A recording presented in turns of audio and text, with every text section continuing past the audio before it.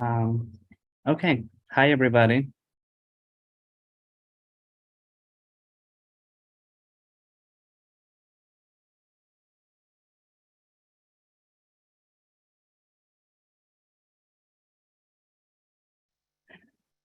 Great. Thanks, everybody, for coming. I'm starting to see the videos come up, so we're gonna let it happen for a second. We are live in YouTube. We're recording. Just wanted all of you to know that.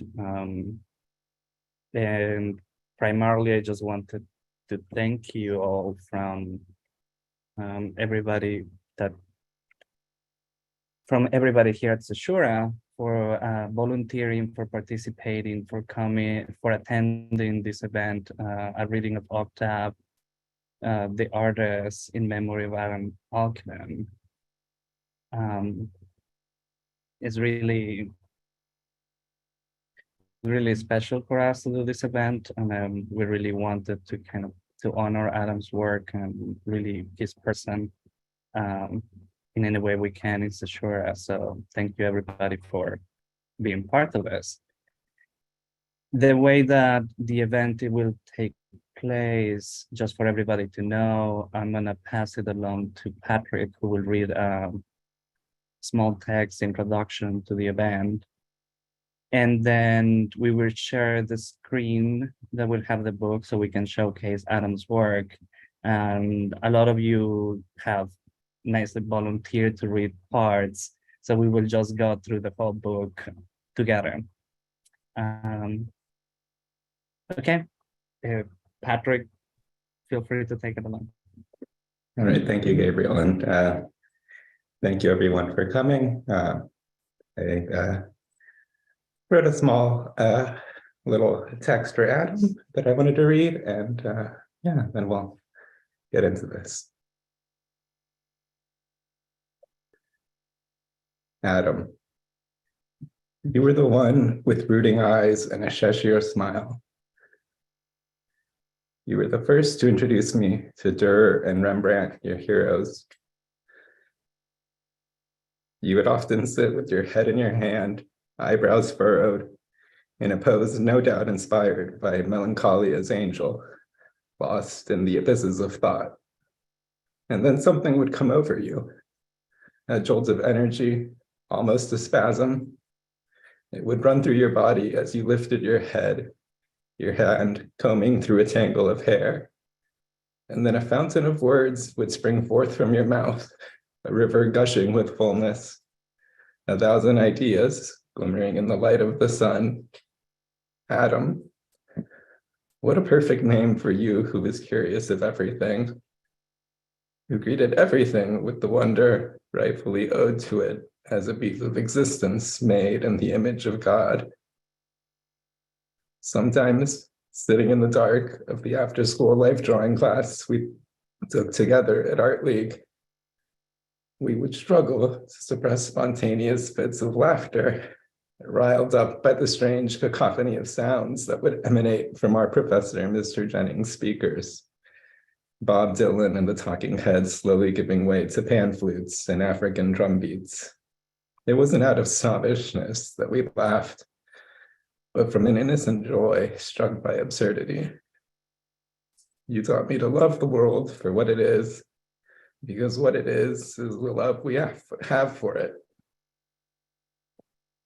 Your, your imagination covers the cosmos. My sadness now is selfish, filled with a regret I know you wouldn't recognize. But this pain is a small price to pay for your friendship, which changed my life in innumerable, incalculable ways. You walk through the world a sower. I am a part of you, as is everyone graced by your spirit. And so your work goes on. Your life continues to live. There is still an awful lot left to do.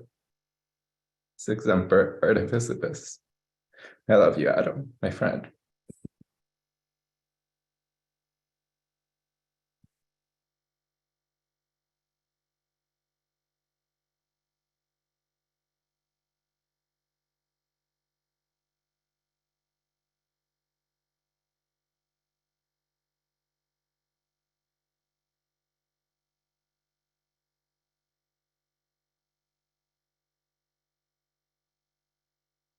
reading.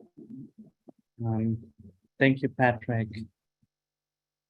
I had asked Mia. I think you're here to start with Adam's introduction. Yeah, can you hear me? Yes. Yes, okay. Dear reader, if you're reading this, if you're holding a print copy of Octave, my comic strip, then there really are such things as miracles in this horrifying world of ours, the only world you or I know. If you're reading this, then anything is possible, as they've taught us our whole lives. At the very least, it means fickle fate has smiled upon one truly undeserving of her blessings, namely Adam Joseph Elkhadem, me. In all likelihood, if you're reading this, your name is Patrick Sapien, editor of the magazine Caesura, and I, Adam Elkhadem, am blissfully unaware that the plans to publish Octave in book form will eventually fall through. In either case, 21st century artist that I am, I have much to say as a preface to the 55 strips, 396 panels, that make up my comic. If you are Patrick Sapien, then you already know I am a pathetically romantic amateur draftsman and printmaker, that I have had an all-consuming obsession with art history since at least the 6th grade, when I first read Art Explained by Robert Cumming. And that, as of October 2nd, 2021, I work as a low-level bureaucrat for the Harris County District of Courts in Houston, Texas. Yeah. Maybe you don't know how little experience I have making comics, none outside of Octave, but you'll definitely remember how you approached me about drawing a weekly strip for Caesura and how I readily agreed. When you reached out to me in the summer of 2020, I had finally achieved gainful employment after a year of hungry desperation following my dropping out of a New York City law school, something you would subsequently do. This was essentially the most stable point of my adult life up to that time. Before and during that time, I had been working on commissions, mostly album covers, while working at the courthouse, continuing to sit with a series of half-baked ideas that the challenge of making a comic finally forced to coalesce into some semblance of a narrative. There were, of course, my many failed projects, 2 bad first drafts of novels, and the devastating implosion of my film, which I was still denying at the time. In addition to these, there were the most substantial pieces of my favorite films and comics, whose hold on me I had never quite crystallized into anything. These are elaborated on in my lengthy annotations, which I have already sent to you, but basically they boiled down to the works of Jean Renoir, Orson Welles, Hergé, Jack Kirby, and many others who I won't insult through association with this volume. Everyone who has read the strip, approximately 30 people by my estimation, has accused me of basing Octave upon myself and his life on mine. After all, I did leave the legal profession, at least at first, and I always wear an ill-fitting jacket. Like Octave, I am loud and inscrutable and ridiculous, and both of us are irreparably under the influence of outdated ideas and ideals. I would not focus too much on these things, though. There are too many autobiographical comics out there, and too many good ones without Octave. My comic is a work of fiction, and claiming otherwise is hereby summarily denounced as an affront upon my honor and the holy magic seal of the great Caesura. Please forgive how lengthy this introduction is, but honestly, when else will I be delusional enough to think other people will read all of my thoughts on this? Looking back over the comic strip created for the weekly format, but somehow not ever attaining the levels of such a thing, nor those of the daily strip, nor of a comic book, I think some explanation is in order for those who did not read Octave when it was published online. The limitations of the Caesura website dictated much of the format I followed and later relished in when creating Octave. All comic strips have to have an even number of panels, and for a given week, the panels had to be the same size. When viewed on a computer, they displayed in 2 columns. On a phone, they were in a single column for easy scrollability. This should explain the strangest quirk of Octave, that the format changes from strip to strip. Any other information on my process is included in the annotation section, but as a rule, Octave was always drawn with microns on 4 by 13-inch strips of chipboard, then scanned with the contrast up to 100%. The quality of the drawing and the lettering increased over time, as should be expected. Patrick, I trust you have already included an essay about the ideas in Octave, but I will discuss this a bit here for completion's sake, and only as briefly as I can. In short, all ideas, themes, and messages in the strip played second fiddle to my ambition of making something funny and good to look at. As alluded to before, I can only write from my own perspective here, but I think I've always wanted to get at what an artist is, who an artist is, and what role an artist has to play in society, going back as far as high school when you and I met. The classic image of an artist, what I call the Van Gogh image, is probably the most familiar and is the core of all the other definitions of an artist, a person with a unique perspective, compelled to share that perspective with the world. An artist's job, being internally motivated, is one that will persist regardless of reception, obstacle, or anything else. What a magical concept with such tragic implications.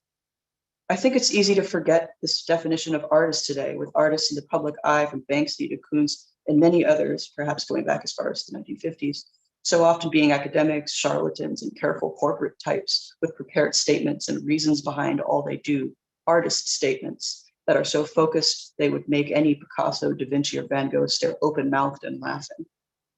Everyone laments Vincent's life of suffering, the fact that he only sold a single painting, the story of misunderstanding of the 19th century art buyers and critics. And yet Kara Walker wouldn't give his broad, unfocused, constantly shifting style any heed if he lived today instead of the 1800s. Nobody would. Or would they? In some small way, that thought guided Octave's creation as much as anything else. Would he be a big hit with the snobs of contemporary New York, Berlin, and Venice? Or would there be a Swiftian confederacy against him? Would he be popular with the public like a modern Caesar in a museum of Pompey's? Or would he go unnoticed? What would such a person be like? A real artist. For 55 weeks, this artist accompanied me everywhere I went, and I sent him all over the place, figuring out his values and his value. Most of all, I really became proud of him. And eventually this little artist of mine became more than a silly thought experiment. He was my reason to live, my excuse to draw and think, the angel on my shoulder, and a billion other things that could excuse my bad behavior and inspire my good behavior.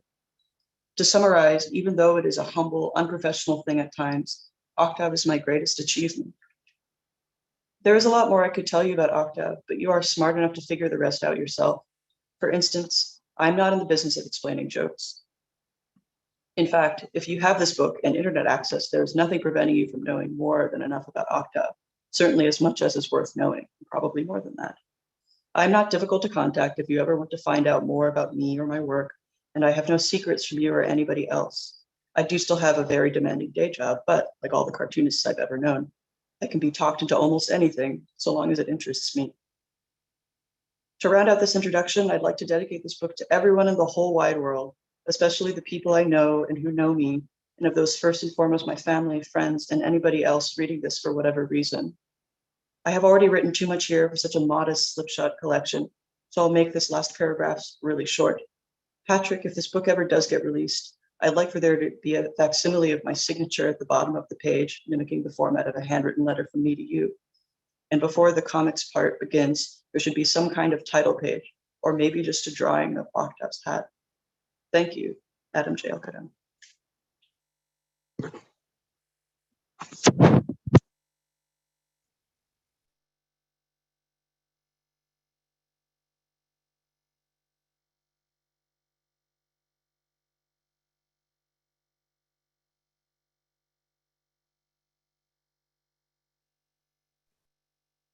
On the back cover of my paperback copy of the Oxford translation of A Sentimental Education, there appears a warning from Flaubert, the author himself, telling us, don't read this book like children for diversion, nor for instruction like ambitious persons.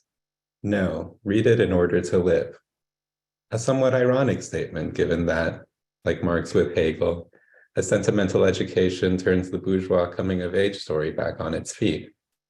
Instead of realizing an innate capacity for growth and transformation through a series of moral and physical struggles, the hero of Flaubert's modernist novel, Frederick Moreau, stumbles his way through the world learning nothing, buffeted by the progress of history and left perplexed at his own lack of fulfillment. Reality, society, and even his own feelings and perceptions vaporize into phantasmagoria over which he has no control. A Sentimental Education expresses the disappointment of an entire generation of would-be radicals who climbed the barricades of 1848 only to find the social revolution betrayed by their own naivety and misplaced nostalgia for the glory days of 1789. Mistaking the present for the past the potential it contained for a different future was squandered. The critical moment, thus having been missed, threatens to disappear irretrievably. Beginning with Flaubert, the task of the writer and of the modern artist in general became to sustain historical memory by transforming the artwork into a form of objectified experience. But an experience of what exactly? Of the life not lived and the love not had. A negative feel for reality. Or as Rilke so succinctly put it, the problem is this: you must change your life. Octave is a story about just that very struggle between what reality offers the artist and what he himself desires to make of it. Like Frédéric Moreau and Flaubert himself, not to mention Courbet, Cézanne, and countless others, Octave abandons a career in law for an artistic life, leaving his provincial home for the city, where his encounters with the art world reveal the vulgar self-interest that comes to masquerade as idealism and love of the arts under the conditions of capitalism.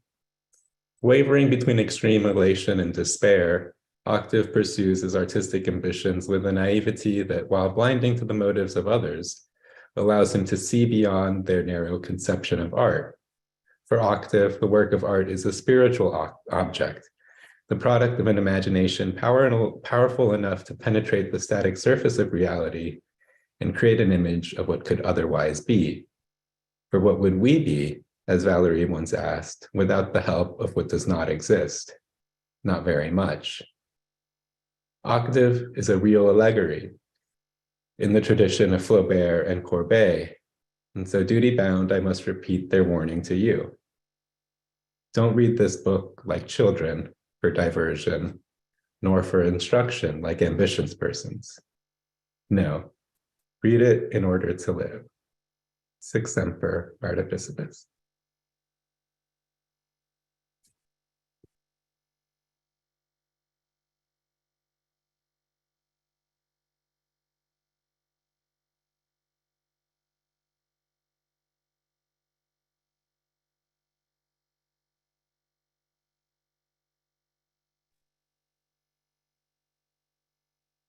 Sometimes a man has a calling, a driving urge that forces his hand to act and charges his spirit to some purpose close to divinity. For these men, be they kings or thralls, each new day is a beautiful struggle twixt the imperfections of the natural world and the exact geometry of the galaxy within. Ah, and his mission? To parse through this contradiction and derive from it the truth he sees, the greatest gesture available to man, the creation of a work of art. From whence this motivation derives, we cannot even conjecture. Yet so crucial it is to the human experience that to live without it is not life. To be ignorant of it is to be ignorant of oneself. To spurn it is to turn one's back to all that is good, right, or human. And that's why you quit your job at the law firm? Is that it? Yes. I want a divorce. Sic semper artificibus.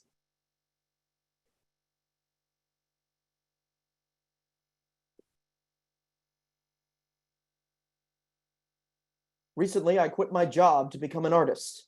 As the news spread throughout, my friends and family, I received lots of words of encouragement, but I could tell they felt sorry for me. I think I've lost it. Lost my mind. Within 24 hours, my wife left me. By the looks of it, she'll get everything I own in the divorce. It's been about a week, and I'm starting to worry how I'll support even a modest bohemian lifestyle.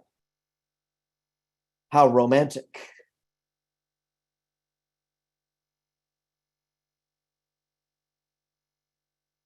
The heart cannot choose what it wants, nor does it consider the ramifications of its caprices. People, too, cannot ignore the heart's cries and must endure whatever trials may befall them. Thus,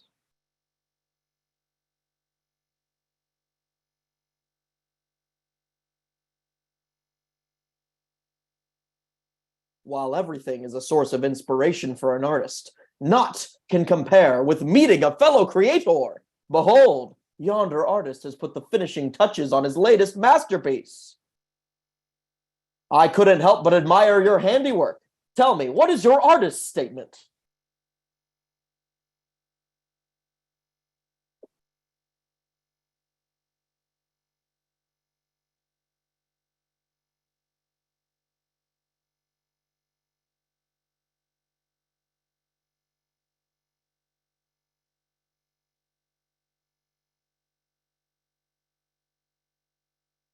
Do we have Maurice in the house?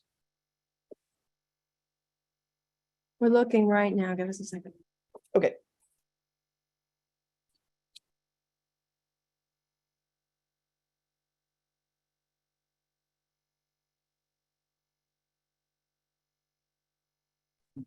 Maurice is supposed to be played by Hank Bond.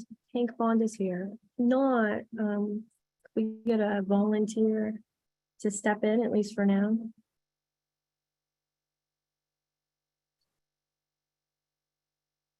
I can be Maurice. Right, thank you. Just trying to get something to eat. Whatever happened to Lart, poor Lart?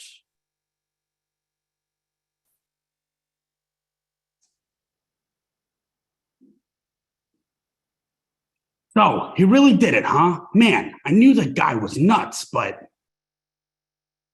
I kind of respect him for it. you're kidding. Not at all. Our society constantly tells people from an early age that anything is possible if you work hard and stay true to your beliefs. It's sort of refreshing to see a guy who's brave enough to pursue his dreams. After all, we've only got one life to live. I say good for him, and I wish him the best of luck. He was a good attorney, and I'm sure he knows what he's doing, Max. Perhaps. Maurice, there's no other way. You and I must set out right away across the country to New York City to find a rich man of good taste to be our patron. Then our financial woes will be replaced by artistic fulfillment. We leave tonight. Aren't you afraid people won't like your paintings, Octave? There's only one thing I'm afraid of. Back to the law Back to office. the law office. Back to the law office. Ha ha ha.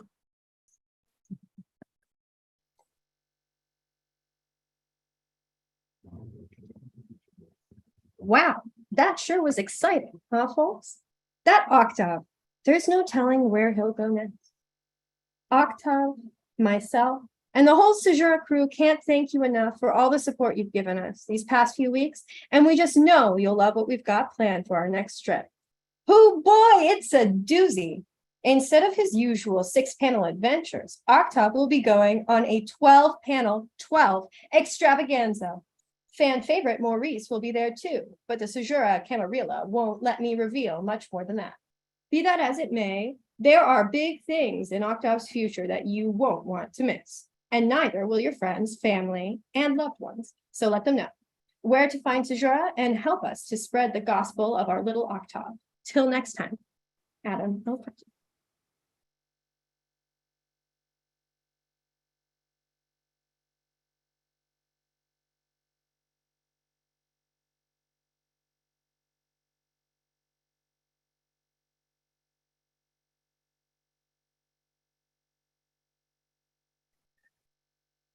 Convinced by Morris to delay their journey, Octave spends one more night in his bed, dreaming.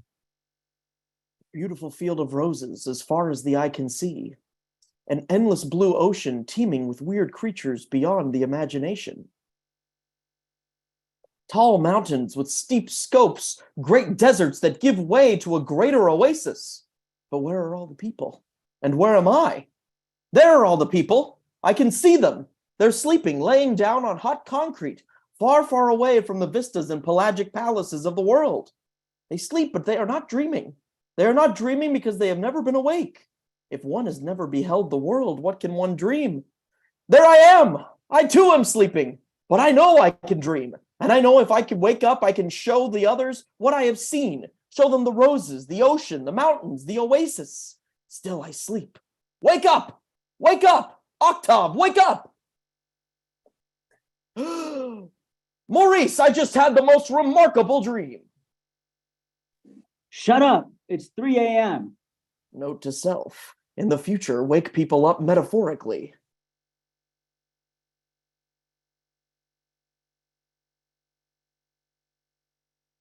I can't tell you how excited I am to be on the road with you, my friend, Lestrada Maurice. You bet.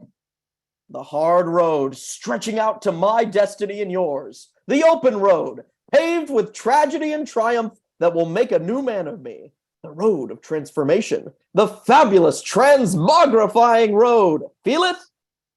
Yep. The road we travel will teach us of things books can never know. We travel to seek a fortune, but our destination lies 1,000 times over on the road. We're here. Maurice, the sky!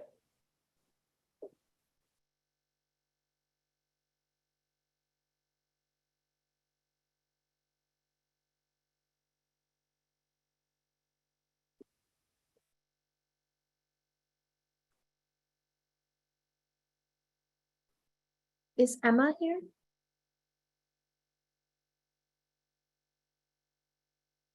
Yep.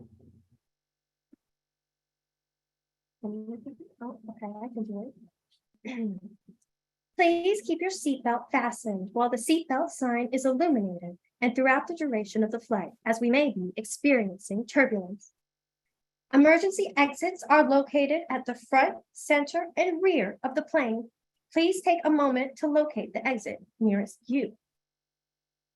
Life vests are located under your seats. To inflate the vests, pull on the red cords or blow into the mouthpieces. This is a non-smoking flight. Tampering with the smoke detectors in the laboratories is strictly prohibited. Now, before we take off, are there any questions? Well, now that you mention it, could you hold this pose a bit longer, please?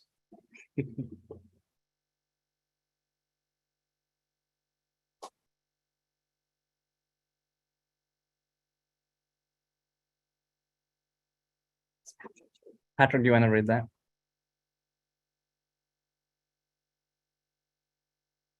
And take you, no. Dear Octave fans, this week I thought it would be fun to draw back the curtain and take you behind the scenes. Consider this a neat little bonus. Every week as a warm-up, I do an extra title panel. Well, I've collected them all for you for your convenience here. I hope you at least find them interesting or good for a few laughs. Either way, there's more Octave coming soon, only from Caesura. Sincerely, Adam Elkhadem. P.S. How I pronounce Octave's name. Octave is a French name, so I treat it in that manner. Oc is said like the awk in awkward. Here's the tough part. Tav is pronounced to rhyme with suave. I get asked about this a bunch, so I hope this panel will put a stop to what I am told are quite ferocious debates among the thousands of readers I get each week. Till next time.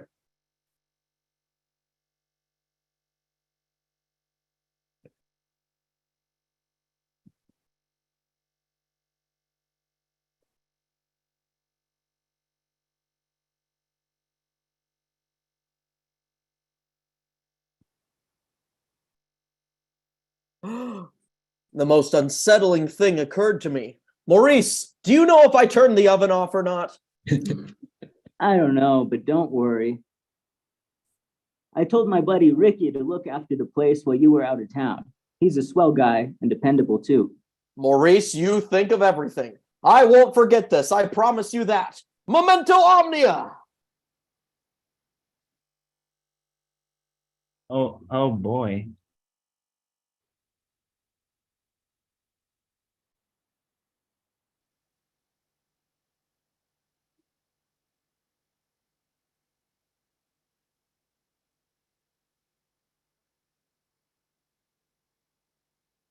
What's wrong, babe? You've hardly touched your squab and caviar. Oh, Andre, it's nothing. Nothing? Ha! You think I'm an idiot? Me? How could you suggest that of Andre Debonair, the legendary tycoon, the son of the legendary tycoon Robert Debonair, discoverer and namesake of the little-known yet resource-rich island of Debonaira? How could you think such a thing? You, famed travel writer, Zazu Smith, my wife, with whom I founded the most prestigious gallery in New York? Honestly, I'm shocked. For 25 years, we have been the kingmakers of the art world, our tastes dictating international aesthetics. We run magazines, attend galas, command presidents, pop stars, terrorists, gurus. What could possibly be wrong? Nothing is wrong, honest.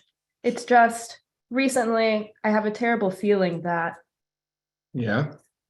that, that, that, that, that.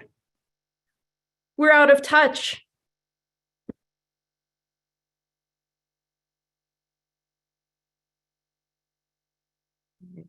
To relax their nerves, boost their spirits, and get into a more natural frame of mind, the debonaires depart from their palatial ranch upstate, a dramatic shift from the busy bustle of life in the Big Apple, where the concrete, steel, smoke, and noise of modernity have not yet intruded. And a child may learn from animals lessons older than prideful logic of the compass, yardstick, pen, or page. And failing that, find himself yet free from worry and blessed by simple sun, glistening like God's own immortality, perfect wisdom in the reflecting dew, hanging, pulling, falling, and splashing off a blade of grass to soak into soil and be no more. A sight too seldom beheld today, but in which all untold treasures sing out to be understood by angels, demons, Andre, and Zazu. It's true, Andre. We're irrelevant. There's a fundamental disconnect between the art world and the public, and it's been there for a long time. They think we live in a fantasy for cherishing abstraction and high concepts to which they just can't relate. Our profundity is their absurdity. So what if we do alienate a few people? We'll still have the critics, curators, collectors. But for how long? We can't avoid this any longer. We need a new artist, one who speaks a language people can understand, one who touches the very soul of our fractured zeitgeist. Sponsoring such an artist will put us back at the top and might save the art world in the process as a bonus. You're right, babe. Of course you are. But if such an artist exists, where is he? Which way to the Met Brelier?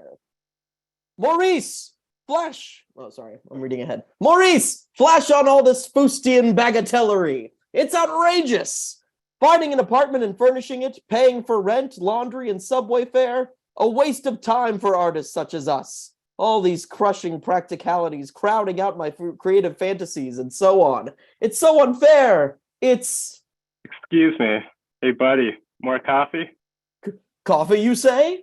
Monseigneur, your attentiveness and generosity have elevated my spirits. If you can take this time to fill up my coffee cup, then I can find the strength to endure my trial. In lumine tuo vidibinimus, lumen. With the willpower of 80 octaves, I shall fill out all the paperwork in the world if I must. Maurice, a pen with ink as black as this man's blessed coffee. You'll have to use blue. Eli, lama sabachthani? I can't believe we're here at the Museum of Modern Art. Joy, rapture. Keep your voice down, sir. This building is the repository of the most important innovations in our recent aesthetic history. Each painting is a monument to human creativity. No flash photography, please. Van Gogh, Rousseau, Picasso, Dali. These are the giants of the past upon whose shoulders all contemporary artists stand. Step back.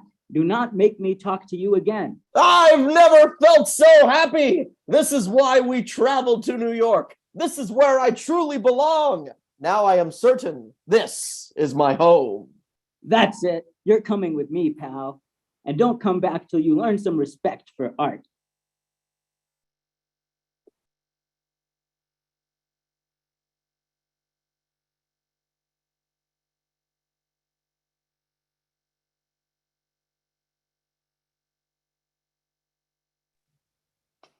It's Maurice. Too bad that MoMA kicked us out. What a shame. I thought so too, Maurice, at least at first. Then I remembered all my heroes, the art of whom decorate MoMA's walls, the Dadaists, the Impressionists, Courbet. They were kicked out of museums too, but that didn't stop them. Often, they would set up alternative spaces for their art, sometimes right in front of their detractors. What's to stop us from doing the same? Imagine the Pavilion de Octavisme. Across the street from MoMA, we'll set up easels and tables to showcase the voices they seek to stifle. But Octave, if it's just your own art, that ain't much of a pavilion, right? Worry not. Plenty of artists shall be represented. You, for one, Maurice, and anyone else who asks politely. Mind telling me what's going on here? I'd be delighted to. Artists depend on institutions to display and legitimize their work, but the museum industry uses this power dynamic to promote its own ideology at the expense of the avant-garde. If that wasn't enough, museums punish the viewers themselves by creating environments built around discomfort and reverence instead of the honest interaction that leads to real love, respect, and engagement with art. My pavilion is a place without unfriendliness, a triumphant space promoting direct dialogue between fine art and the public, an olive branch from creator to consumer, a clear path to a brighter future. Uh-huh. And that's why gigantic paintings are blocking traffic without a permit? Precisely! You're under arrest, Picasso. Ugh, how embarrassing.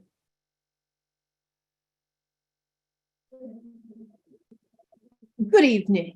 I'm Meredith Lowe with a most unusual cause célèbre. What began as a bold gesture from an eccentric ex-lawyer has become a polarizing moment in American life. Following Octave's arrest outside New York's Museum of Modern Art, dozens of people have taken to the streets in protest, demanding his release and calling attention to his cause, whatever that may be. This isn't about Octave. It's about finally getting museums to change all their fascist policies, you know? Equally vocal are Octave's detractors. Their criticisms range from allegations of hypocrisy to implications of insanity. What do we actually know about Octave? What has he actually done? The man's a bad painter, and frankly, he needs help, not MoMA. Is he a martyr? A fraud? To find out, I spoke with the man sources call his closest confidant, a homeless fellow named Maurice. Maurice, what can you tell the American public about the recent events surrounding you and Octave? Well, it ain't looking good for us, Meredith. Now, where's the $5 you promised me? Up next, an exclusive interview with Octave himself. But first, a short PSA from our sponsors, the good people at BlackRock Incorporated.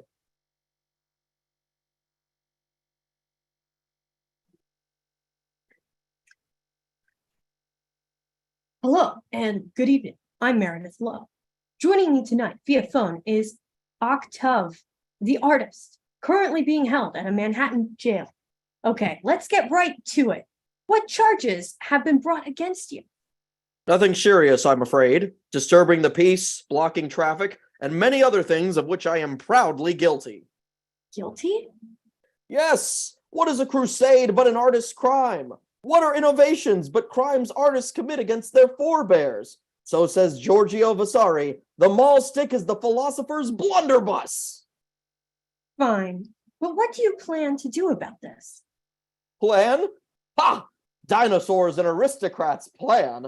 I act, my arm unthinking conduit for the decrees of my heart. I approach each day as it comes, and my intuition guides me through the penumbral boulevards of our highly dubious postmodernity. But enough about me. What have you been up to lately?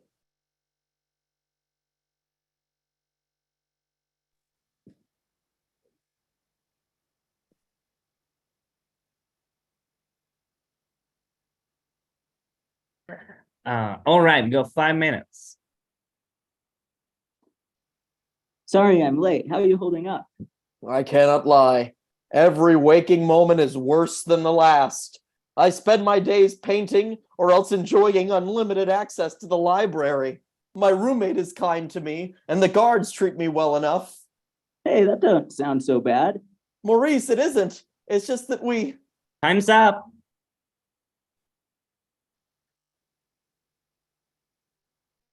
Jail cannot break Octave. My artistic process keeps my spirits high. Brainstorming, sketching, first coat, second coat, etc. Finishing touches, and finally, signature. Voila! Another beautiful interior. though I usually cluster my paintings together, flush with the wall. This time, taking a cue from Malevich, I have placed a canvas in a corner. This clear nod to art history's past will doubly act as a tribute while reaping the benefits of that Russian innovation, drawing attention to the work's own facture whilst interrogating the exhibition space. But now stirs my roommate, Diablo. By placing the picture near his bunk, I am guaranteed some reaction. Hark! The time has come! Oh, sweet bliss! I can die happy! A favorable review! Ah.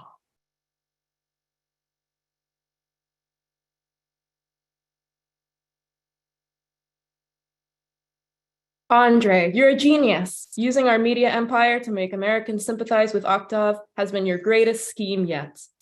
Oh, Zazu, baby, you're making me blush. But you're right, it was a great plan. Now all that's left is to pay his fines and sponsor his art, whatever it is. Call the jail now, Andre. Don't waste another moment. Hello, New York Department of Corrections, it's Andre. Time to let Octave go. How much it'll be, and when should I head over? What? He just left? But then who paid his fines? Who? Impossible. Goodbye to you too, old rights of man. Sorry Maurice had to pay in quarters, but in his line of work, that is all one is given. Let's just beat it before they finish counting.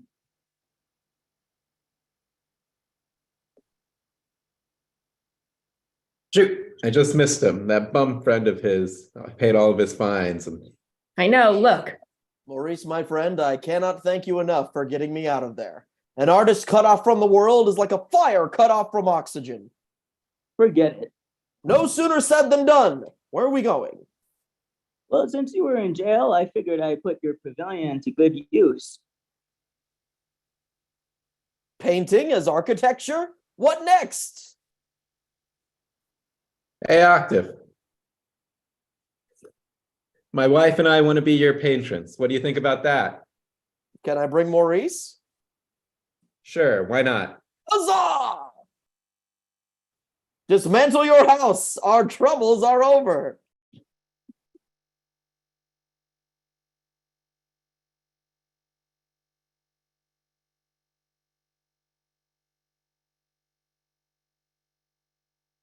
Hey, it's Andre. You'll have your first show in a week, a retrospective of your current portfolio to be reviewed by New Yorker's finest critics. We've already selected and hung the art. If you get good reviews, you'll get a six-figure advance for your next series, plus a generous 10% of the money earned from whatever sells. The content of the work is entirely up to you. We'll pay for any supplies you may need, as well as a sizable campaign to generate some nice publicity. For now, just figure out what you'll say at the opening and be there on time. How's that sound?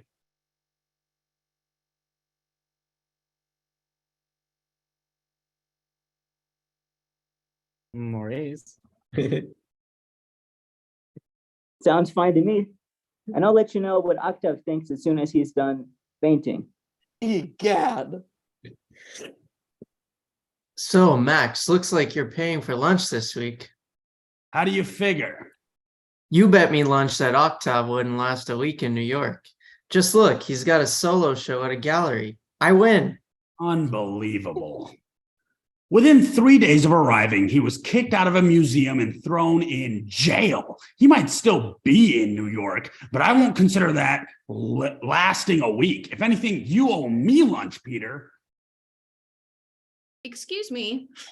Would you like to sample our new roll while you wait? It's octopus, eel, and shrimp tempura with spicy mayo sauce.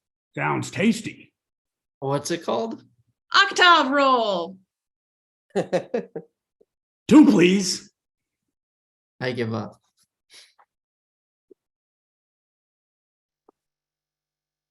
Fie! Is that what you're wearing to the opening? Yep. Maurice, an art opening is like a funeral or court appearance. Death is almost an inevitability. As your friend, I cannot have you conference with angels attired thusly. Shoot. You know I grow dyspeptic at the mention of tradition, but would you spit in the face of eternity? I would. Despite this, I must insist you wear garb more befitting of the pomp of our debut. Please. But Octave, I only got this one outfit. I deduced as much. Luckily, my ingenuity is not limited to painting. Well, let's have a look. All right. Zounds!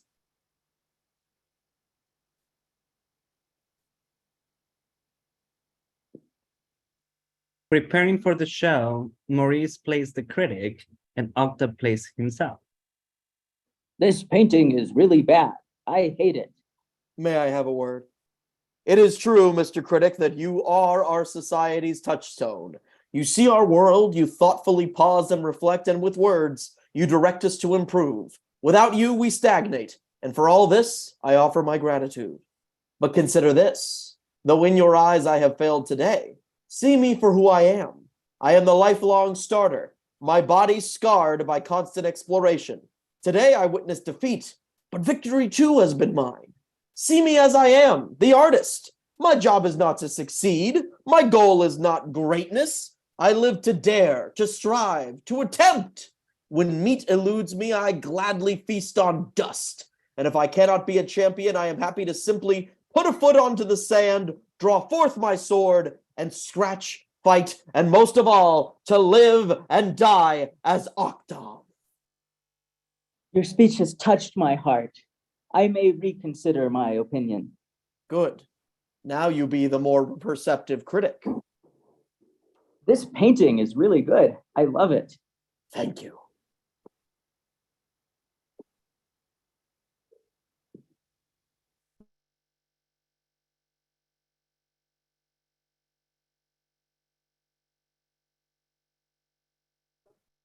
Oh, Andre, every piece sold, an art form is dedicating an issue to the show. We are back. Don't you know it? And all thanks to the nutty lawyer. Who'd have thought?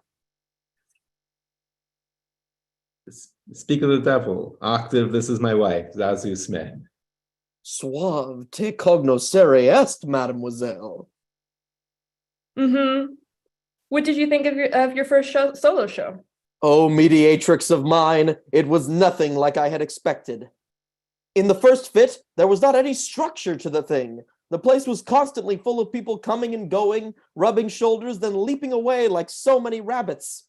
'Twas no meeting o' the minds either. You'd think the art scene consisted of naught but the aimless, the shameless, and the old snobs. The richest men were dressed worse than Maurice, and the most vocal were, as a rule, almost totally illiterate. Everyone, of course, was inebriated. I enjoyed myself most when answering queries, though these were often silly, even absurd. Who are your big influences? What is your message? What's your process? Do you have a website? It was a hectic night full of frustrations and gloriously strange situations. In short, it was the best 45 minutes of my life.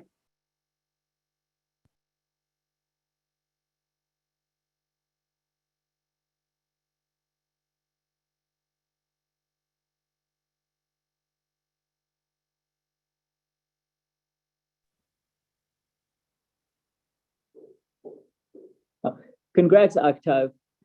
I heard the show was a hit. You heard correctly. Aren't you happy? Oh, Maurice, I am happy. That's the problem. My friend, the greatest aid to an artist is melancholy. Dreamy sadness conjures the clouds of ideation that a sunny sky cannot support. Well, geez, sorry, I guess. Oh, it's not so bad.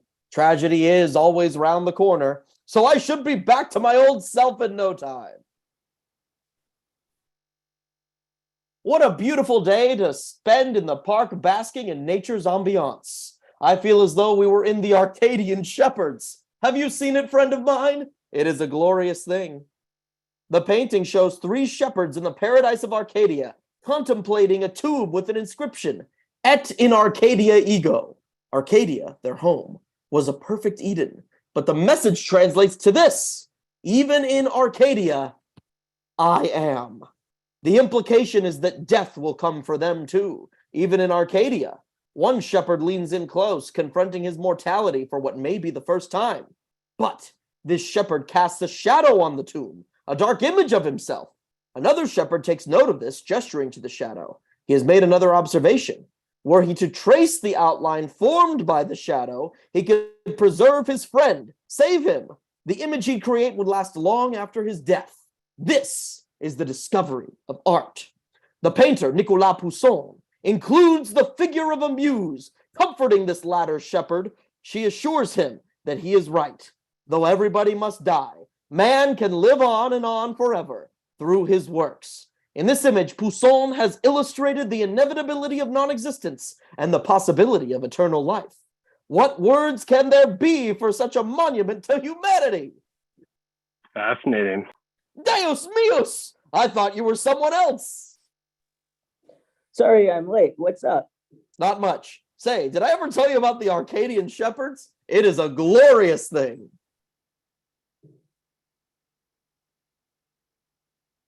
Providence has smiled upon us. I finally got the money we made from the art show. Great. What are you going to do with all that cash? I'm not sure what I'll do, but I know what I won't do. I won't let my newfound wealth go to my head. I won't tanker my life with publicity stunts. And I certainly won't tergiversate into a brand, a shell, a vermicular narcissist woozling for a pathetic dollar off my image. Hey, there's something else in this bag. Deus meus. According to the mug, it was made in Debonaria. The sticker says $30. Octave? I heard you. Are you thinking what I'm thinking? You and I both know that ain't possible.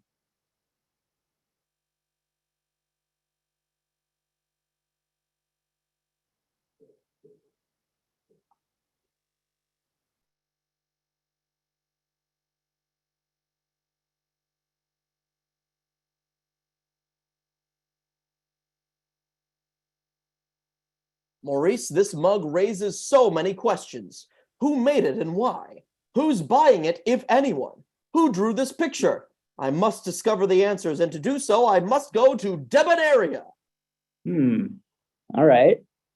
I know. Parting with you pains me too, but you also have a job. Guard that money with your life. If people are profiting off me and damaging my reputation, there's no telling when they'll come after what's mine and yours. No! Look at me not with those eyes. It breaks my heart, but leave I must, just as you must protect yourself in my absence, please. And no, if I don't make it back, you were my best friend. Okay. With that, I go. May this be a mere au revoir and not adieu.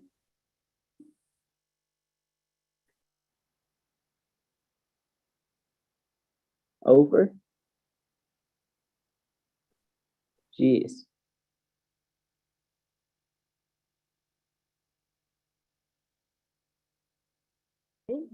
Hey there, all you Caesar fans. Wow, what a touching comic strip that was. I sure hope you liked it. Every week, Octave's fan base continues to grow, and I have you to thank for that. I wanted to express my gratitude, and what better way can I do that than through my comic? The following 3 geometric designs are a little gift from me to you. Neat little shapes containing the title panel info. They were loads of fun to draw, and I hope they're just as fun to look at. Without further ado, I present 3 bonus panels. It's basically 4.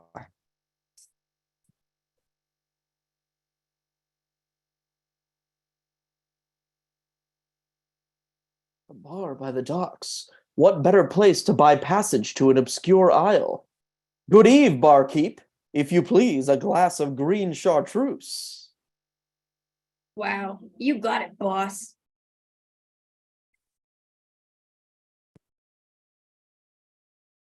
Pardon me, have any of you heard of Debonaria? I'm looking for a boat to take me there. No.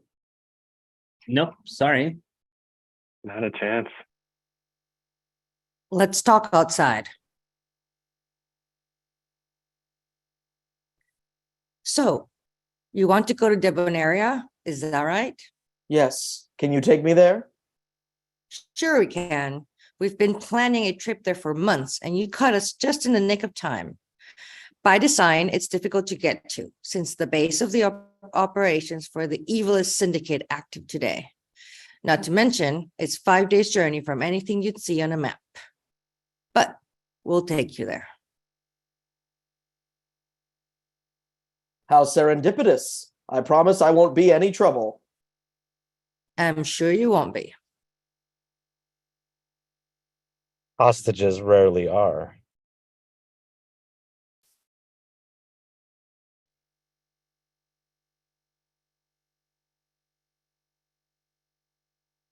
Maurice continues his vigil over the bag of money when suddenly, Huh? What? What? Come back here. Hey.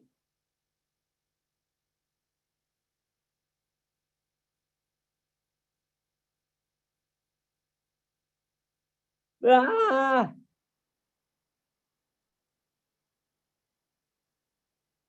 it was all a dream. To be continued.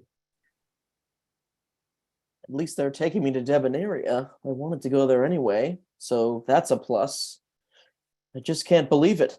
Pirates are kidnapping me at gunpoint, and I probably won't get to paint for days. Wait, what if they're not pirates, but radical political dissidents? In that case, they might have a nice manifesto for me to read. Pardon me. Shut up or I'll blow your head off. Sic semper artificibus.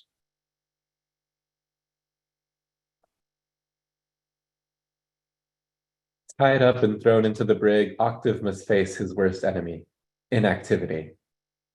Perhaps I can make something from this bread and water. No, I cannot stoop to craft work. How dare ye presume to be like unto gods, binding Promethean hands and obnubulating the world entire? Ha! Ha and pa forevermore. I'll just conceptualize some pieces and paint them later.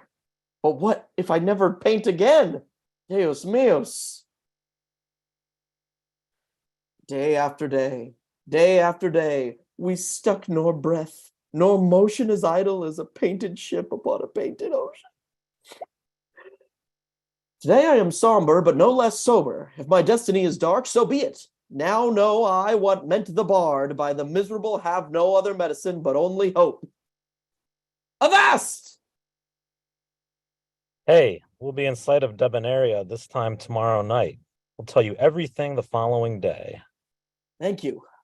That gives me plenty of time to plan and execute my escape. Tonight's the night. It's now or never. And yet I hesitate. But why?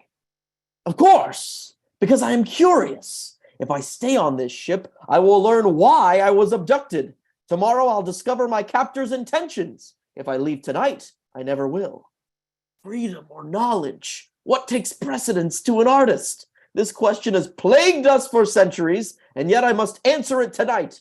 What will I do? What will I decide? Phew! What a daring, narrow escape!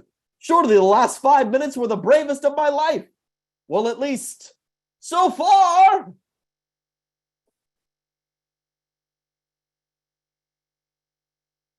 To alleviate his cabin fever, Maurice pays a visit to the Met.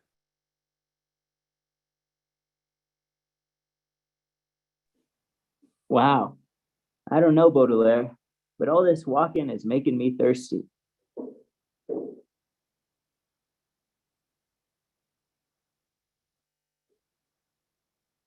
Ugh. Oh, where am I? Whoa! The tempest's wild waters have stranded me, lost and alone on an ignoble isle. But what's this? A clue. Many thanks, friend skeleton. If you value your life, leave Debonaria immediately. Well, at least one thing's certain. I made it! At long last! Hallelujah! Sound the flute. Things are finally looking up for me.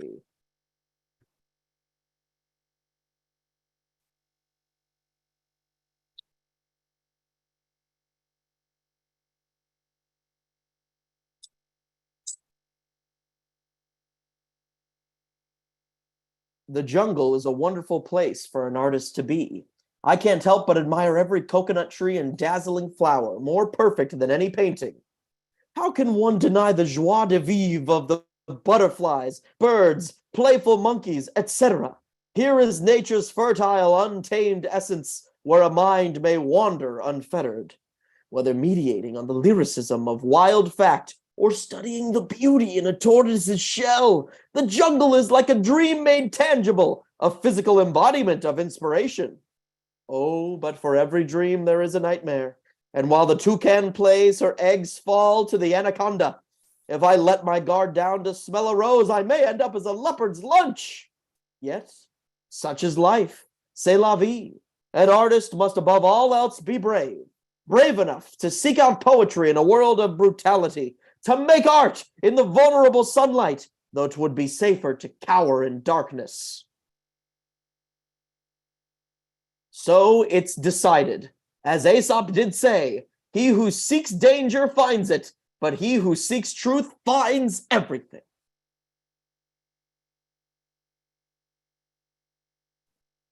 Who is he talking to? I have no idea.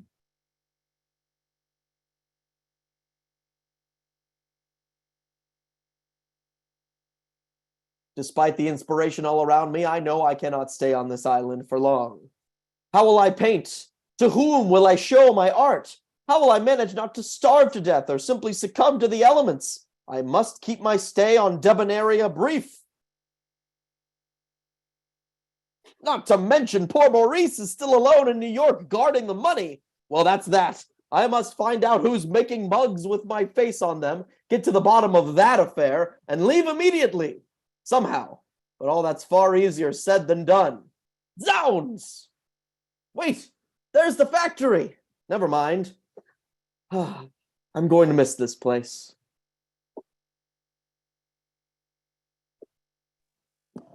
All those artists in the Met ain't too different from Octave, I guess. Always talking about suffering and pain, how hard life is. Maybe they're right, and museums and viewers always put the heat on him. And it ain't easy to make a living making pictures. Just painting the things is expensive in the first place.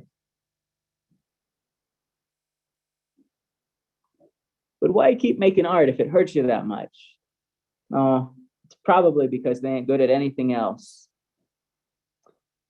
I hope Octave's doing all right.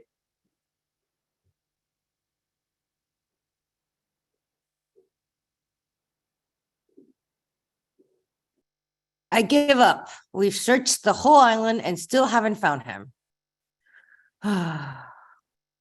For once, I think you're right. Octave was the best bargaining chip, the perfect hostage. Now he's probably at the bottom of the ocean. Shh, listen. Confound these factory doors. You worse than senseless things. Be all production plants like unto industrial conclaves. Ha! Sans a key, I must content myself to spy what I may through the keyhole. Let's get him. Quiet, he'll hear you. Incredible! Dozens of people hard at work modeling, glazing, and firing coffee cups, all with my likeness. Who is behind this, and wherefore? I'm so close to the answer. If only I could get inside. Well, as Henry Ford said, you only see obstacles when you look away from your goal. Turn around with your hands up. Okay, I may have paraphrased a bit. Is this the end of Octave?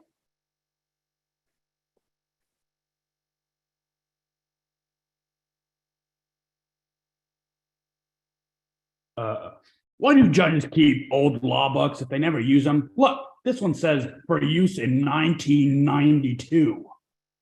I know, the internet has made them obsolete, but they won't be there for long. How's that? Judge Smith's having them taken out tomorrow. So she's gonna throw them away, huh? You think so, right? Get this. She's putting them in storage, just in case she needs them later. Oh boy, what a character. Speaking of characters, I wonder how Octave's doing. He's probably fine. Come, thou adders, bring your clutch, O leeches and fleams, for an artist to wilt is to bloom, to suffer is to thrive, to... That's it. Get the duct tape. With pleasure.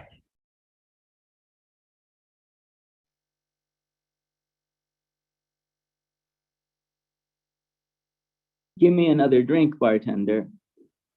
Coming right up. What a day. You can say that again.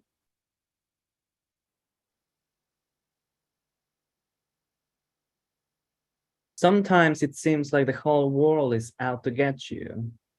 Go to work, get yelled at, come home, and it's more of the same, man. Man, times are tough. Yep. What's eating you?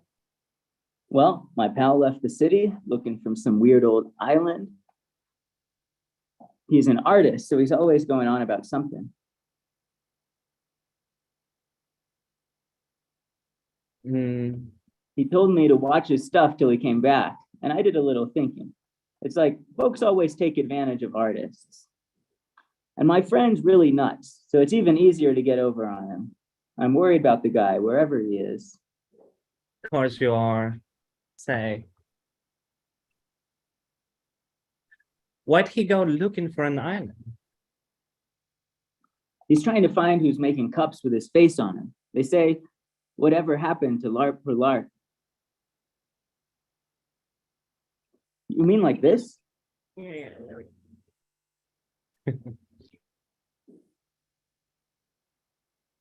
Ugh, where am I?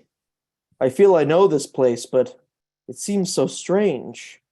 No clues outside the window. And all these files are incomprehensible. A printer, a coffee machine. Wait a minute. I do know this place. But that's not possible. It can't be. It can't. Please, please. No! Wake up. We're finally negotiating. That means it's your time to shine. Oh, thank goodness. It was just a bad dream.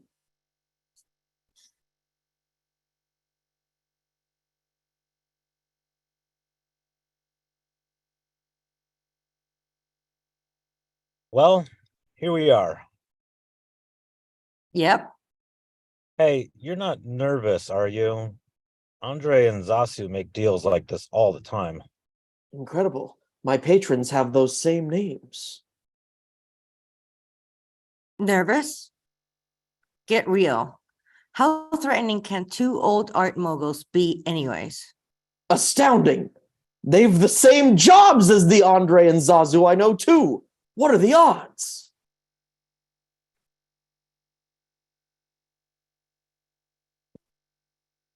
Look out. Here they come now. Ready? Dismount. They look just like them, but my benefactors would never wear cowboy hats. Sorry we're late, Octave. Momo's helicopter pad is being remodeled again. You know how it is. Deus meus, it is them!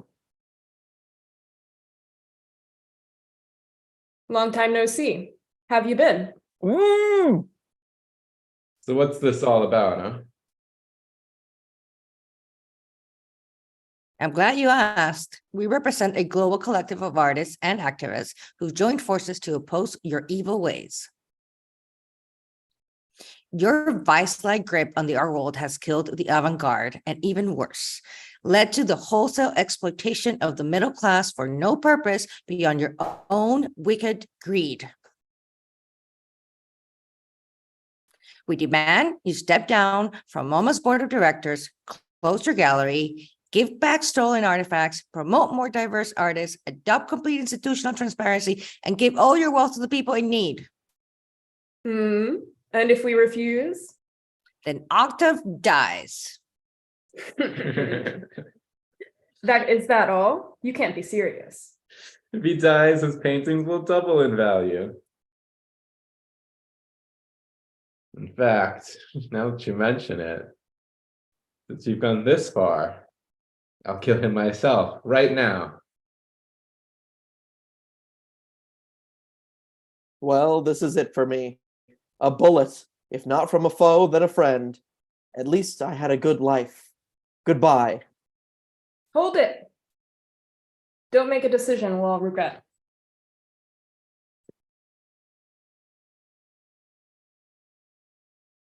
He's still good for a few more paintings, and an artist's late work is often the most valuable. More so if he goes blind or crazy. Ah, you're right. Okay, so we'll settle. You let us maroon him on some rock with a few canvases and we'll start a charity or something. Excuse us a moment.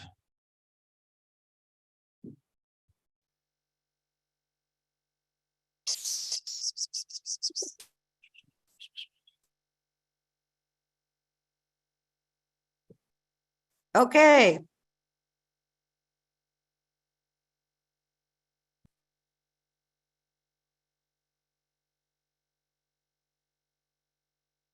Having made a deal with Octave's captors, the debonaires marooned him on an especially uninhabitable isle. Though equipped with paint brushes, and an easel, he is at the lowest point of his tumultuous life. He has no access to food or water, with only days to live. He fills the hours with painting and preparing for the inevitable. I am mortal. O glorious end, every true artist I have found is a misfit, a stranger, a prophet none believe and to whom none relate. Now I must die alone. In my final days, then, my identity, once a metaphorical hermit, changes to a literal hermit, a castaway, in every way exiled. I've always believed a tragic end would be the most beautiful one, and now I know it for certain. Thirsty and hungry, delirious and in tears, this was the role I was born to play, and it will be the finest performance of my life. I just wish someone was here to see it.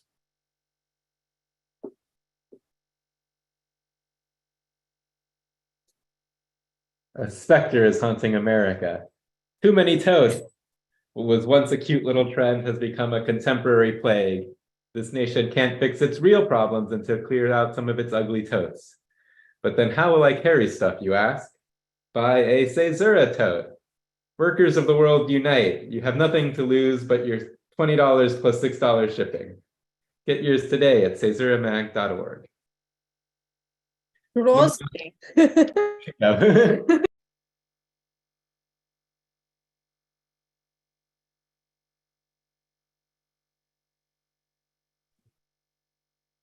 Wait, does somebody want to do that? I'll do it if nobody will. It's so funny. Number one secret to becoming a millionaire revealed.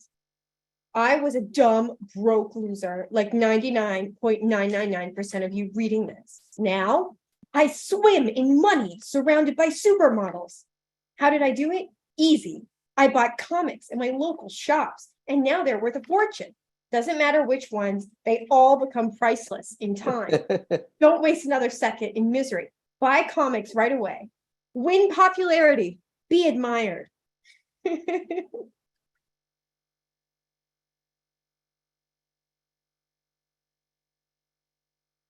Breath shallowing, pulse slowing, eyesight failing. Deus meus, I guess all that painting was for nothing, nothing, nothing. Buzzards circling, giant crows. Motorized crows? That's no buzzard. Can it be? 'Tis! Zounds! It's a plane! Help! Help! It's landing! I am saved! Huzzah! Dear stranger, my rescuer, thank you, thank you. How could I ever thank you? Just try not to do it again. Enjoying this comic? Then you'll love Caesura, the world's greatest purveyor of contemporary art and art criticism. Go to caesuramag.org for tons of intellectual stuff.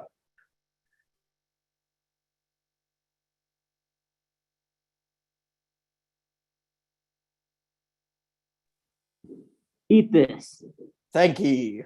I must say, your appearance is a bit of a surprise. How did you know of my peril? I found that mug of yours at Crystal's, and I knew you'd never lose it unless you got took. At the Met, I learned that artists are always in trouble, so it didn't seem too unreasonable. Logical. But how did you get a plane, and how did you know how to fly it? Drink this.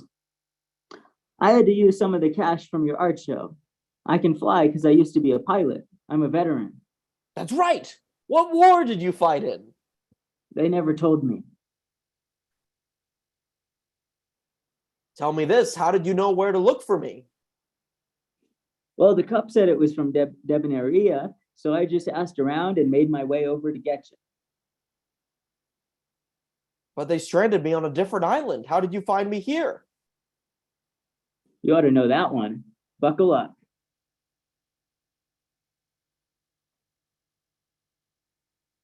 I saw your message. Maurice, you have thought of everything as usual. Well done. I try. Now only one item remains to be seen. Where are we going? New York, of course. This thing's a rental.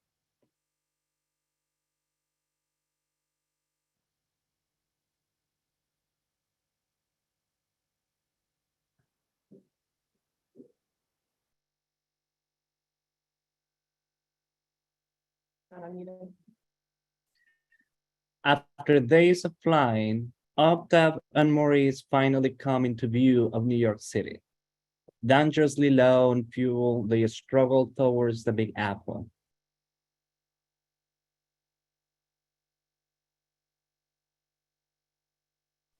Ain't an airport for miles and the tanks are dry. Fret not, mon frere. We'll let loose the extra cargo. Cargo? Is that Octave? What's he doing? Probably a publicity stunt. No No way. way. Oh, Octave is the real deal.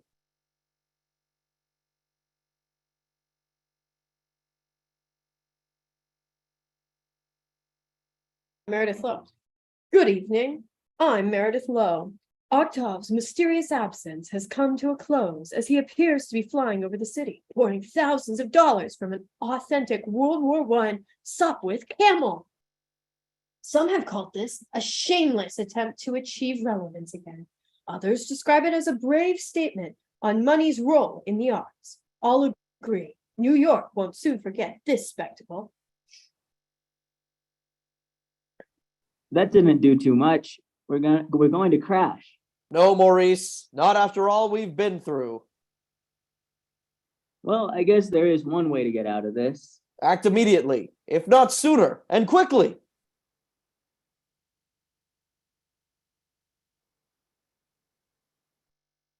I don't believe it. They did No it. way. Can be. No!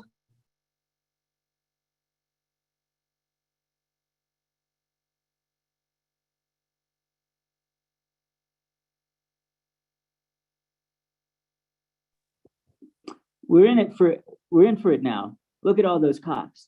Yes, this requires one of my ingenious monologues. New York! New Yorkers, hear me now! You are 8th virtue, 10th muse, 11th commandment, and 13th labor. Upon society's globe, you are a continent, and your brilliant beauty none can ignore. And none have! Your libraries, your museums, your theaters, and your concert halls sing out to all the world. To artist and amateur alike you shine, a mother nursing Earth's children with a ceaseless stream o' wonders. What I have relayed was your image to me when first came I to your concrete bosom, and it is that toweringly pedestaled icon that you so easily dwarfed, because your generosity matches your luminosity. You gave to me, I who warrant less than the embryo's portion. To me you gave a deluge that would the dugong drown. As naturally as the light-giving sun you gave, and you left this babbling bard of the broken brush breathlessly blessed. I speak to you from a biplane's wreckage. I wail to you like Brutus from the bloody toga of his father. I destroyed the tree in Rockefeller Center, and I am sorrier than there are words to express. Up to now, I've abused all the tools in the arsenal of the poet, but here only honest openness will do. So I say again, I am so very sorry. Along with the money we dropped, which can only hinder artists like us, I hope this apology can repay to the city some part of what I owe it. With that, I submit just this. My friend thanks you, my art thanks you, and most of all, I, Octave, thank you.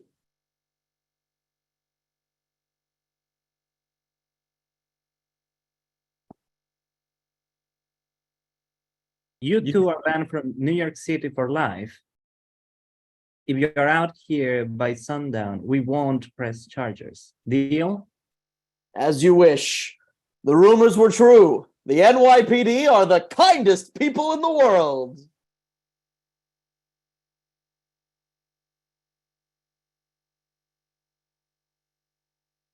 Finally defeated, Octave and Maurice left New York, and with it their artistic ambitions. Shunned by their imagined home, they returned to their literal one. In the weeks that followed, Andre and Zazu's treachery became public knowledge, and their place in the art world was lost forever. This ruptured the already unstable American market for oil paintings, and the medium became little more than a historical artifact. Reflecting on this period of his life years later, Octave declared that he regretted nothing and was proud of what he had accomplished, however meager. Though largely forgotten, he stands today as a charming footnote in art history and is fondly remembered by those who knew him. Maurice's fate is unknown. The end. I trust you've been committing this all to memory, my friend. Nope. A wise decision. First drafts are rarely worth keeping.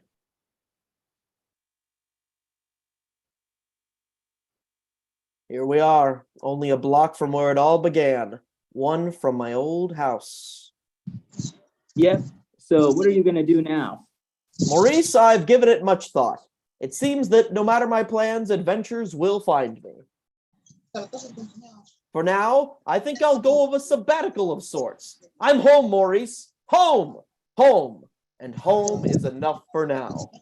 Here we are. Sic semper artificibus!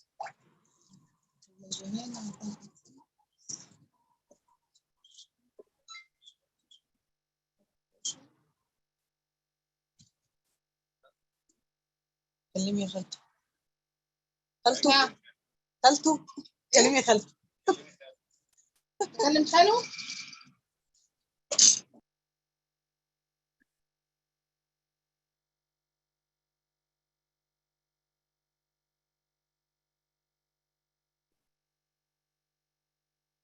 Patrick, do you want to read it? Sure. Dedication. To my mother, father, grandparents, uncles, aunts, and sister for never giving up on me, and countless other blessings. To the Harris County District Courts for paying me a steady income throughout this comics production.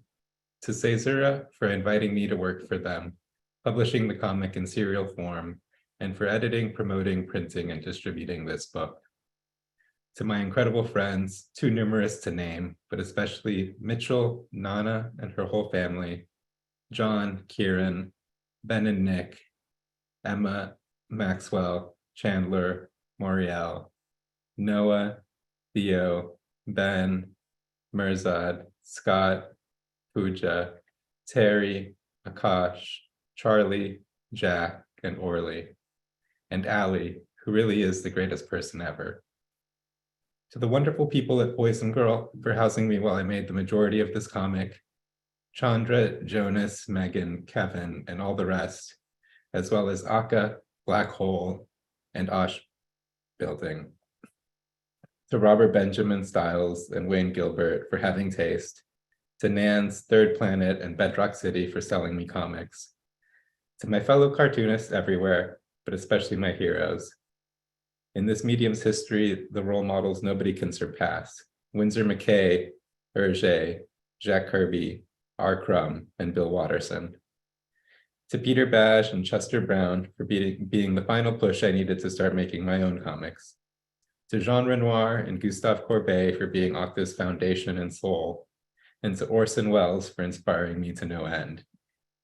To all my art teachers through the years who kept encouraging me, to Chris Pierce, Ed Pisker, and Jim Rugg for instructing me in comics, to Wally Wood for his 22 panels that always work, to Comic Book Plus for being the definitive home for viewing public domain comics online, to all the artists in the entire world for making life worth it for everyone else, thanklessly. To you, the reader, for reading, to God for everything else. Thank you. Sincerely, Adam J. Elkhadem.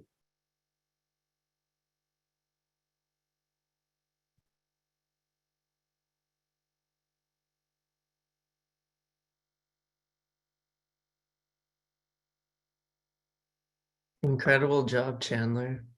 You were Octave. Yeah. It was an honor, and I went to several stores this morning looking for an appropriate fedora cap, so I was glad to do it. And yeah, thank you so much to Cesura for organizing this, and to everybody who read and brought Adam's beautiful words to life. We want to say thank you to everyone. It has been, sad for us for the last few weeks, and you brought smiles to our faces. So thank you so much. Chandler? You were Octave. You did a great job, man. Only Adam could have done it better, and so thank you for bringing him to life.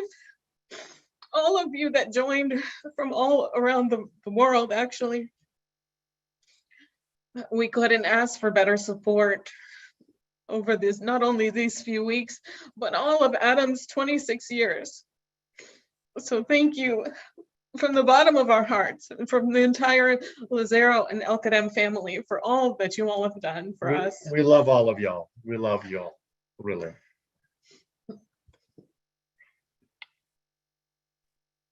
We love you so much, guys. We love Adam. We love you. And Joe, on this Father's Day, you're the greatest dad. That's right. Thank you so much.